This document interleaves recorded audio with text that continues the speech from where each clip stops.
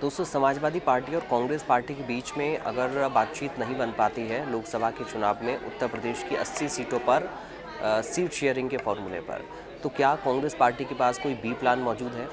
दरअसल खबर ये सामने आ रही है कि 65 सीटों पर अखिलेश यादव समाजवादी पार्टी के प्रत्याशियों को लड़ाना चाहते हैं और बाकी जो 15 सीटें हैं वो अपने अलायंस के पार्टनर को वो देना चाहते हैं।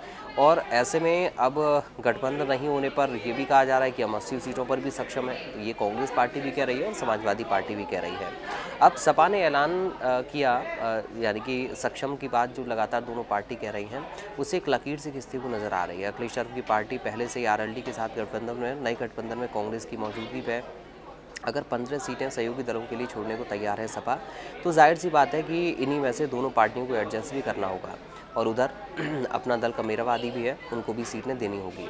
अब क्या कांग्रेस सपा की शर्त पर तैयार होगी, ये अब बहस छिड़ी हुई है। सवाल ये भी उठ रहे हैं कि यूपी में इंडिया गठबंधन की तस्वीर आखिर क्या होगी, इसका भविष्य क्या होगा।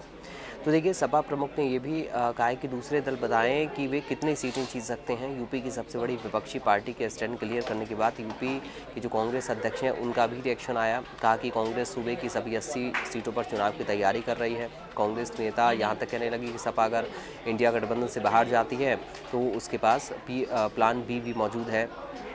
अब प्लान बी क्या है, तो देखिए, जो अजय राय हैं उन्होंने साफ किया है कि ज़रूरत पड़ी तो हम बहुजन समाज पार्टी यानी कि मायावती और राष्ट्रीय लोकदल यानी कि जयंत चौधरी के साथ भी बातचीत करेंगे। अजय राय ने ये भी अजय राय का ये जो बयान है ये अपने आप में महत्वपूर्ण है। क्यों?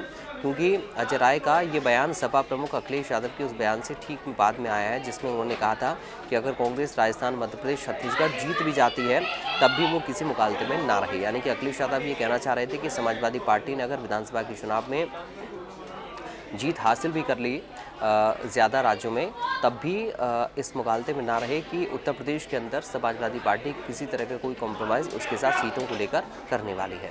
तो फिलहाल अभी का ताज़ा अपडेट जो है वो यहीं तक है, लेकिन आगे इस गठबंधन का रुख या इसकी शक्ल क्या होती है, सीट शेयरिंग को लेकर भी या उत्तर प्रदेश में जो फार्मूला अभी तय करने की कोशिश की जा रही है उस पर देखना बेहद अहम होगा। इस वीडियो में इतना ही। नमस्कार।